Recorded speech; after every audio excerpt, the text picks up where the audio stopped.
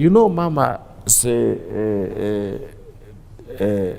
attitude to life is really more, what can I do for the weak? What can I do for those that are not in the radar screen? What can I do more? What is my role in helping those that have been either forgotten or left out by some design, whether by human exclusion or otherwise?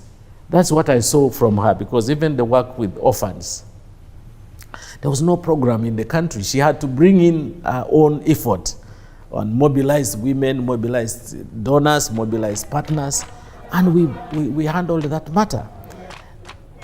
So I would like also to say to the women in particular, that since I understand that they do so much in Karamoja, they are therefore a powerful group, it is important that the women fight for peace first, and everything else will be provided as a result of that. Mama's name is NAKIRU. NAKIRU, remember, Mama came in Karamoja when Karamoja was on its knees. In all terms, socially, economically, security-wise, future, Karamoja was completely at the rock bottom. Mama came when there was a lot of famine and height of poverty. At that time, we were talking about 85% people living below poverty line. Literacy rate was 11%. There was a lot of total destitution of our people. That was the time when the insecurity was at its height. And you could not believe, actually, I remember at that time, you know, I said to myself, I don't think I will live to see a peaceful Karamoja. We just saw, and we were so desperate as young Karamojong. Now, Mama comes, there was famine, there was no food, the place was dry, and people were actually living a life of, we don't know whether tomorrow we will be alive. Now, at that time, when Mama was appointed, she comes to Karamoja, and the week she's in Karamoja, God opened rain. We didn't know where the rain came from, and rain after day after rain, and then people said, who has brought this rain? Because this is not what we are used to. And the only difference was that Mama had stepped in Karamoja as our minister. People all agreed her name will be NAKIRU. NAKIRU is the giver of rain. Rain is the source of life. And for us who live very far from Lake Victoria, a liter of water is a very serious issue. We appreciate it so much. So when God gives you barrels of water through rain, she was baptized our rain giver, Our Lady of Rain, NAKIRU.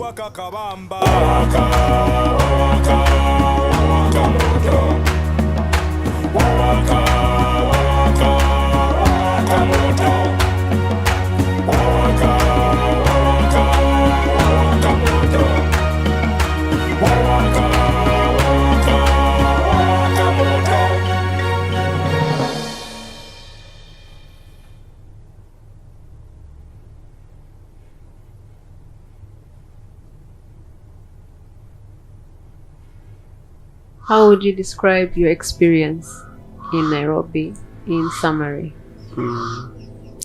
Nairobi, my experience was really insecure and always worried about the safety of my family.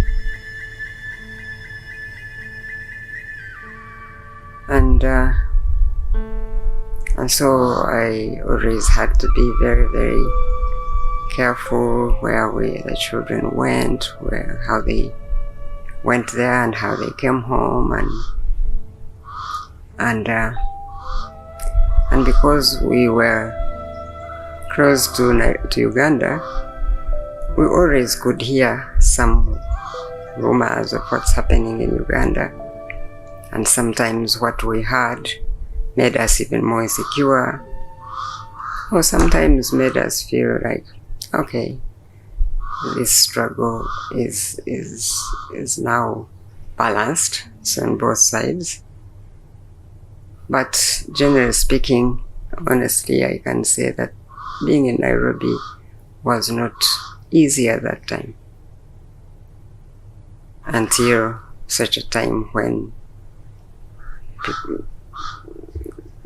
the government in Uganda, working with the Kenyan government, started harassing people and actually arresting them and handing them over to Uganda.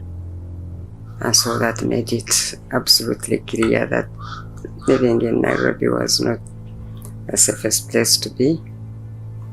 And maybe there must be a way we get out of Kenya. And so that's when we started listening to more people who were advising us on what to do, and wondering where now in the world we could go. President Obote had agreed with President Moi to exchange political, I don't know, can't say asylum seekers, but people who are disturbing government. Yes. So they were starting now to hunt us down. So yes, she was. So they first took Chiria and exchanged him with I don't know who. The night they took Chiria, I think that the next day, but we had heard Miriam Black had warned Mama, had come to Mama and warned her, and we were trying to look for ways of leaving Kenya. I remember she went and picked you from school. You were in Nyeri as well, in a boarding school. And we started preparing. We didn't know where the countries were not opening up for us. I didn't have papers, so I was not exactly under UNDP, UNHCR rather. And so I was staying, definitely I was staying because I didn't have papers. Mama was insisting. We were on a phone with Uncle John in London. Mama wanted to go to London because that is a place she understood. She knew that she would get along with help and so on. But London was taking long to open for us. Yeah, fortunately, people were very kind, really, in the world at that time, I must say, because I met people who worked within the UN refugee offices in Kenya, and one of the legal officers there was a woman called Miriam Black, who I got to know as we continued to discuss issues of my family. And she was the one who first told me that it was important that we leave Nairobi. So I said, we leave Nairobi, and where do we go? She said, well, we can begin to look around and discuss with embassies and see where you could go. But personally, I really didn't know where else in the world we could go except perhaps the UK, because I had family members living in the UK. I thought that perhaps UK could be another place we could consider to go and live as refugees.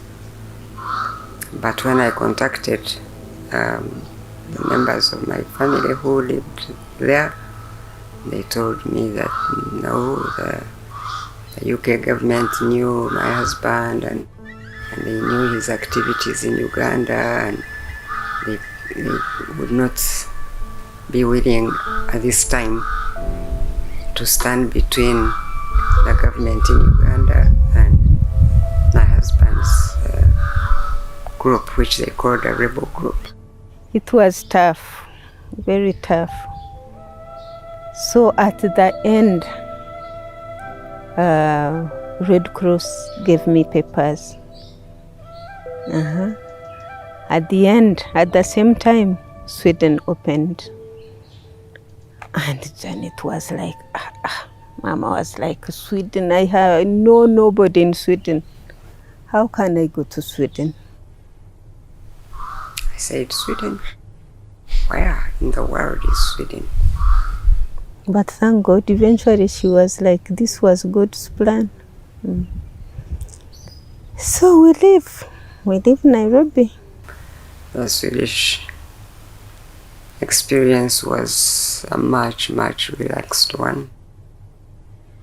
It was amazing, really, to me and even to the children, young as they were, to realize that life could be so relaxed and so safe, and that they could play around and nobody would be following them and nobody would be saying, you're not allowed to go there and you're not allowed to go here. So we went to Sweden and we found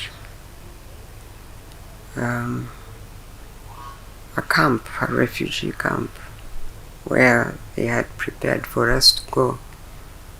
And we went to this camp, which was not a very big camp, where there were refugees from many countries of the world. But we had our cottage there that became our home. And life changed completely. We started living like normal people. Our children started going to school within the camp. And the little ones, Patience and Diana, went to a kindergarten also within the camp. And so we really felt at home, and people were very kind and very welcoming. And so our experience in Sweden taught us a lot about life. I saw directly when she came in my room that it was a special lady. It was not an ordinary people, because she moves and she is a little bit special. I worked also with other Ugandan refugees, but I saw directly it was something special with that woman. And after 2 or 3 visits with me, I asked her directly, who are you? Because I can see that it's something special with you. And then she explained for me that I have a background that the other hasn't. So she explained that she has been married with a man who was a minister in an old regime in Uganda, and now they were refugees. So yes. At what point did you see a possibility of returning home? Some 2 years after that, we had moved from that camp. Had been taken to a place called Gothenburg, and we had really got used to living in Sweden and managing our lives. But one day we were surprised to open the door, and here was my husband coming to check on us, so to speak, as if he's coming from the neighborhood. The bell rang and you went to the door. And you came back and told me that there's somebody on the door who says that he's daddy. I came. Yes, I came, and he was actually him, but looking horrible. I said, this is a version of him, but I don't remember him looking like this. Then I think you ran to Mommy, and when she came, that's when we all confirmed, because she screamed, "You're ready!" Now, she called me and she said, you can't imagine what happened yesterday evening. Someone knocked on our door. Diana opened the door and came and said, it is a man outside. And Janet went there. And there was Yuri. Yes. She didn't understand anything away from me. And she told me afterward, you, Cassie, it was not my husband. It was a bushman. But it was a moving experience, and it woke us up to the fact that there is a chance we could go back home one day. The First Lady, Mama Janet, when she was coming from Sweden, I was still in Nairobi. She checked in at Intercontinental Hotel and she called me and I went and saw her. So we talked about, the status of the people in Uganda and the many orphans and all that sort of thing.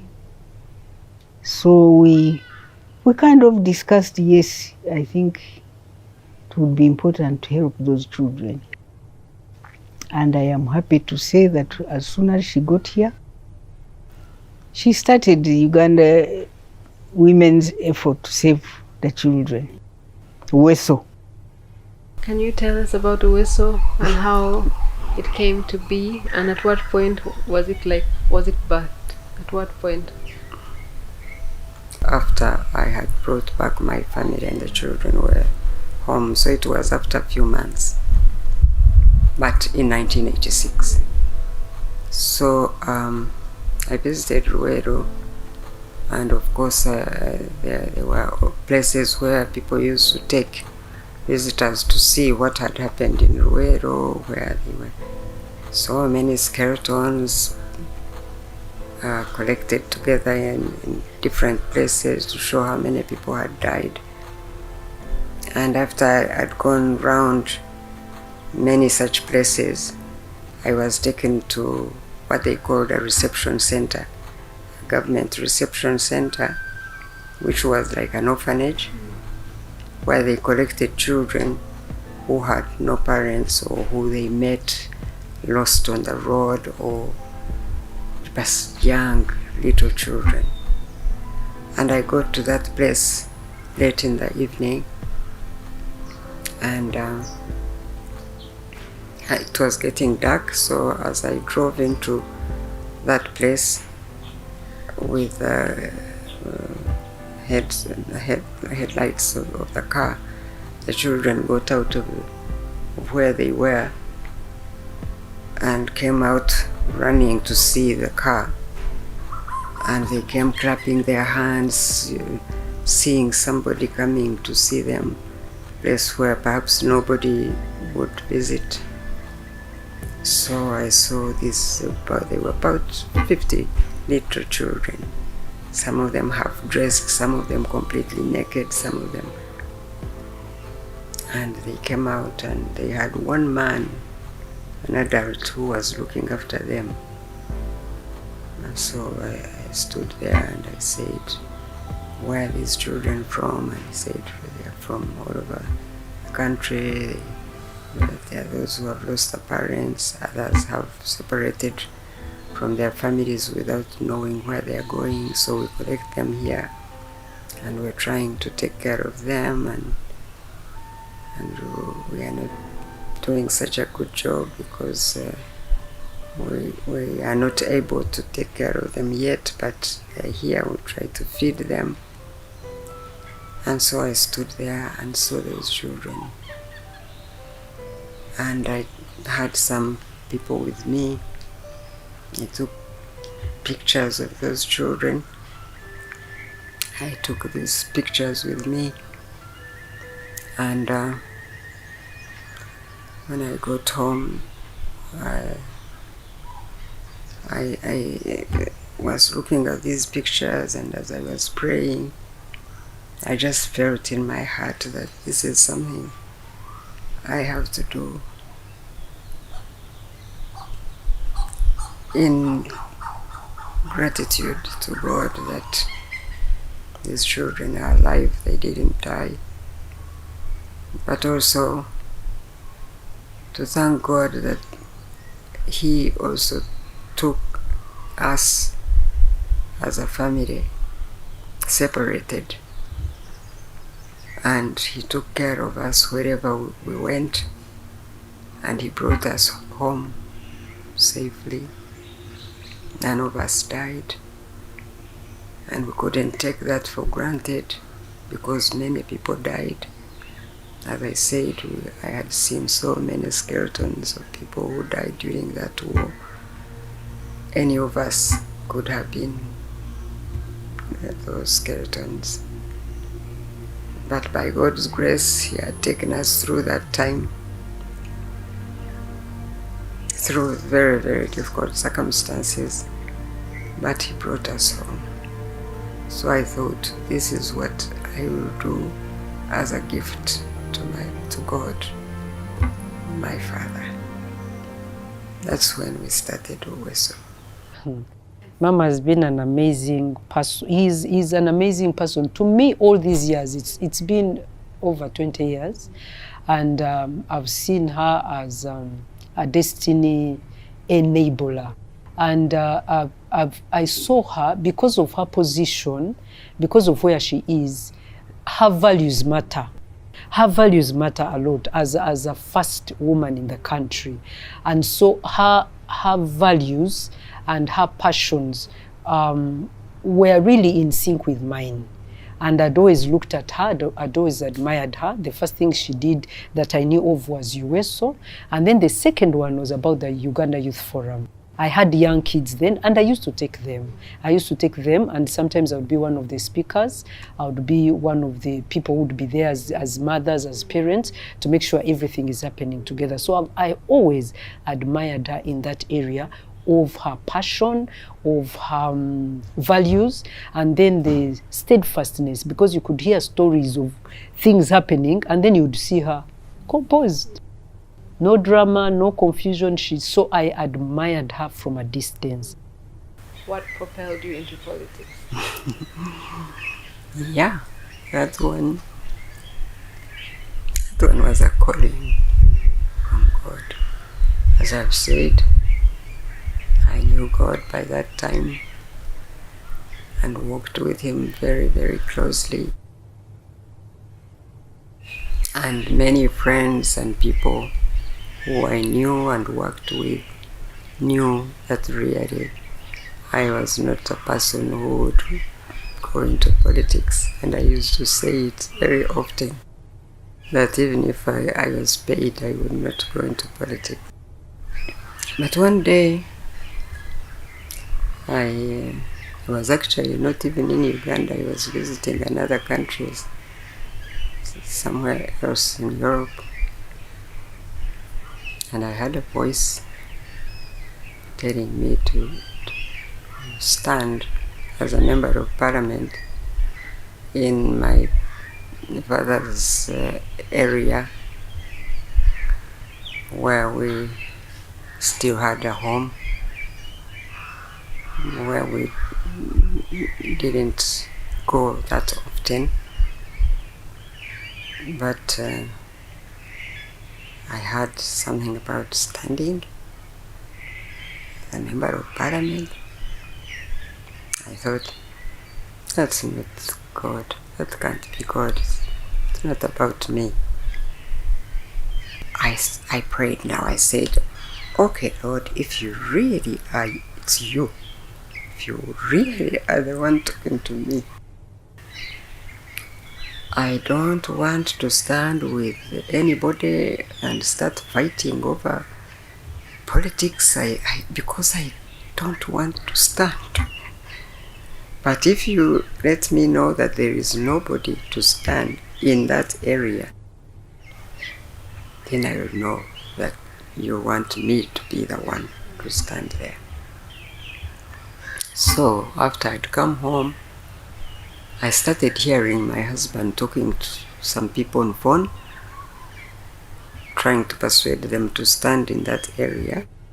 And I'd listen, and I'd hear people turning him down and saying, no, sorry, really, we can't stand, we have this or the other. So I one day said to him, I said, you know what? I think God wants me to stand there. And he laughed.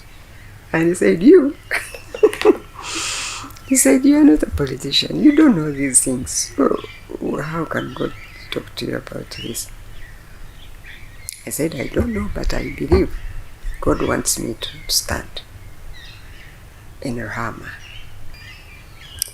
And so eventually he said, okay, you now have to go to SEC. SEC is a top organization of a movement, and talk to them about what you are saying, and if they allow you, we will see. And so they talked amongst themselves back and forth until they all decided, we don't think that this is a good idea. But there were some women who said, but why not? She's also a Ugandan and she wants to stand. Why can't she be allowed to stand? So they said, fine, now my husband said, we nominate a committee. That committee must go and discuss this idea. And if they decide that it's okay for her to stand, we will let her stand. If not, we will see what happens.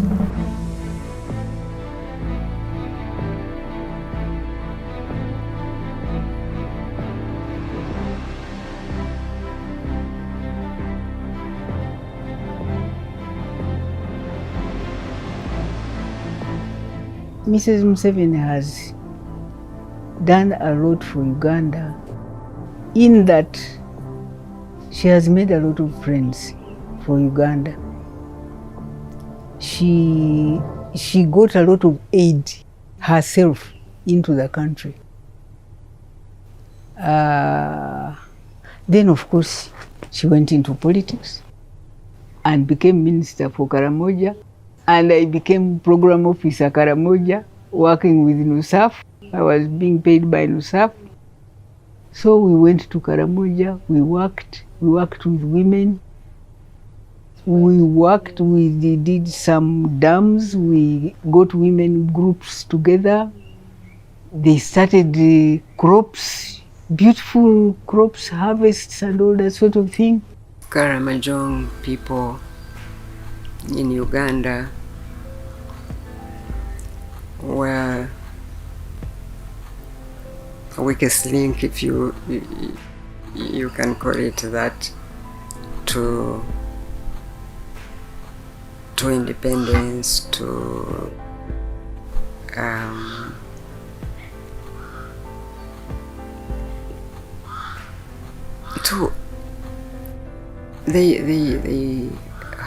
they were the ones that had most problems in the country, and I believed that they were a tribe that is very close to my own people, who are cattle keepers, who believed in cattle keeping as a lifestyle, but they had the largest challenges in the country. They could not feed themselves, so they had famine literally every year. They were a people really who needed leadership that understands where they're coming from, why they have suffered so much. And people were not willing to serve in Karamoja. But I think when Mama comes to Karamoja, I can tell you that's when we started to see Karamoja resuscitated, Karamoja reignited, Karamoja reintegration. Real one is when Mama came. I think whether we like it or not, and I remember it was, I think, 2002 or 3, I remember meeting the president and I said, Mr. President, Karamoja is a revolution which has not yet taken place. We have done the rest everywhere and we see changes, but for Karamoja, not yet. I think we began when Mama came to Karamoja. It was so hot that season. There had not been rain for a long time. And the place was like a desert. And yet they had cattle with no water, with no pastures. And so they would run around with their cattle the whole day. Eventually, I invited a group of church leaders from Kampala, and they came and we prayed with them. They prayed with us. And then I invited the group that called themselves the elders of Karamoja. They came and we prayed with those church leaders. And I remember Bishop Rede was one of those church leaders. After he had prayed, he said, "Can I ask you if any of you would like to give your life to God? Would you raise up your hands?" And all of them raised up their hands. So he led them in the prayer to give their lives to God. And they gave their lives to God in that meeting. And after we had prayed and finished our meeting, the rain came down. Like we saw the clouds gathering in no time at all. The rain came down. And Karamoja was cold and it was wet, and from that time it started raining and the land changed and the pastures grew and cattle had water. So we continued in prayer the whole time we were in Karamoja. We were praying in Morulinga and God would just give us rain. Sometimes we would be praying and the amount of rain that would pour, you would never believe it. It would just overwhelm all of us. So bumper harvest after bumper harvest. People were filling their granaries with food. And to the extent that in 2013, we sat with all the development partners that were supporting Karamoja and we said, now we are moving from emergency to development.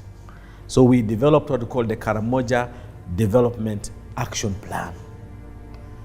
It is that plan now where we moved from the food to now develop water for production. We said we have now satisfied our stomachs. So let us go for some bigger dream.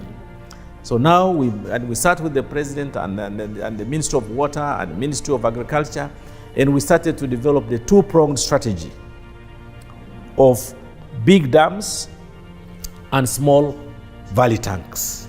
We said the Ministry of Water, you build big dams of over 6 billion liters of water. Ministry of Agriculture, you and Karamoja, you can build valley tanks of about 10 to 20,000 cubic liters of water. Those you can actually dig easily, and we built in the big reservoirs in Karamoja. Next to Murulinga, not far from Murulinga, you have got one a nice one called a rechek. Then you have got, in Kotido, you have got in Kabong, you have got in South Karamoja, we've got in Abim, big reservoirs, and mamas saw the harvesting of water, because now God was giving us a lot of water. And we had time now to see this water gathered for dry season to give it to the cows, because we knew there was going to be dry season. The valley tanks were for wet season, because they would dry during the dry season. Why? Because the cows now would come near a home and they needed water. So then you would use the valley tanks for water. So we foresaw that, and Mama helped us to answer the question of water in Karamoja. At that time, they had 7 sub-counties. I went around the 7 sub-counties trying to find out what are the government programs in Karamoja, how are they doing, why aren't they working, and so on and so forth. And I found very little that really showed that government was serving in Karamoja. Because of the cattle rustling that kept the area unsafe and insecure, people wouldn't go to Karamoja, government monitors wouldn't monitor the programs in Karamoja. So even the government funding that went annually as part of government budget to Karamoja would just be utilized badly by the leaders themselves on a personal level, but the government programs would not happen. Then the second thing we did, and Mama said, after now we have gotten the water moving, can we now tackle education?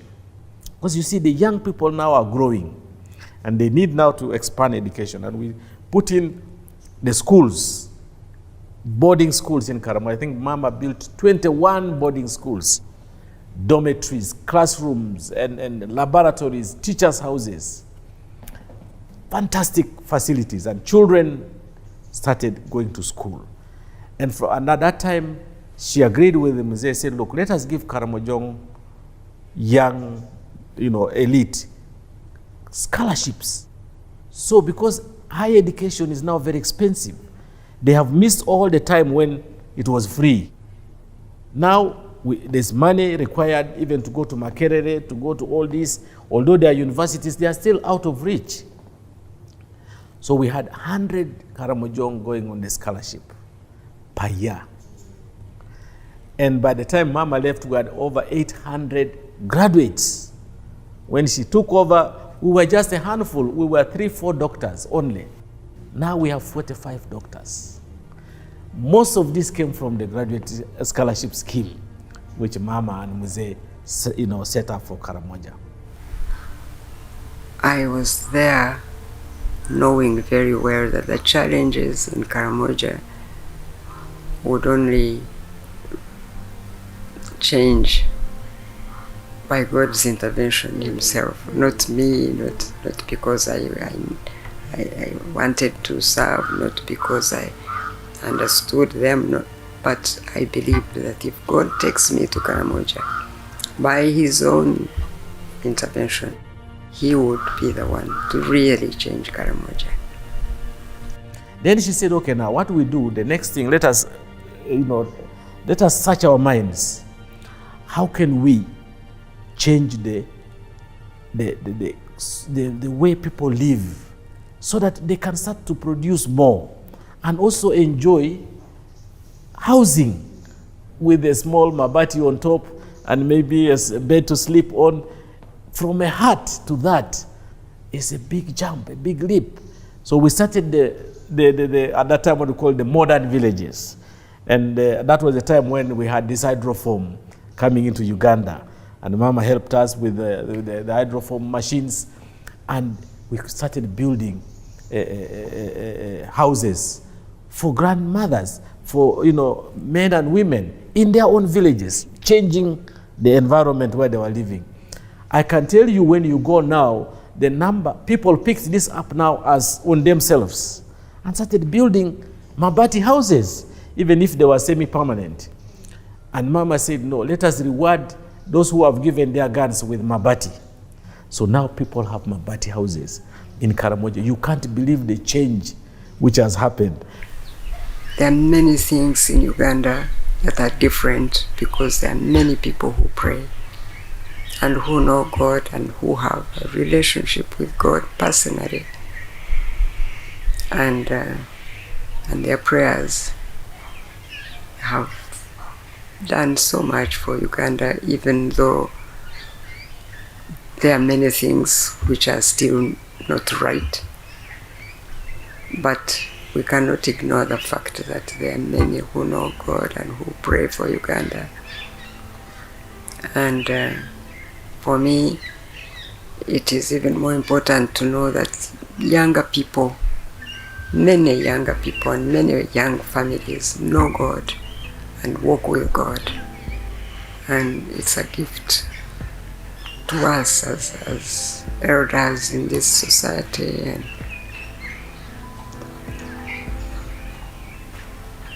to just know that there is a small percentage of our own work that has connected many people to God. There is no way we can ever thank Him enough, but we pray that He continues to walk and work through the many people who are available to Him now to get more Ugandans to know God, and that will change this country forever. Unfortunately, Mama had to leave. Now, when Mama had to leave, of course, all of us went into a day and a time of crying. We were all weeping and crying, and it was not possible for us to believe that our key had gone, and we were now left all alone to the mercies of the state again. Because for us, Mama was in between us and the state. The state is so impersonal. The state doesn't know. The state doesn't have a heart. Mama brought the heart to the state and to governance of Karamoja. Mama brought the ear to listen to us. So what happened? Karamoja had become peaceful. The people, we went, I think I went with Mama to Kenya. We were there in the Turkana. The Turkana had invited Mama for their day of cultural day. And they said, we want to look like Karamojong. We want you help us to make us like Karamojong. Karamojong were becoming now the example of all the entire region, the Horn of Africa. The Ethiopians also wanted the southern Ethiopia because we came from there. They still speak our language. They said, we want to be like Karamojong. Mama has changed the Karamojong. Can you tell us how? So we were now basking in the glory of progress.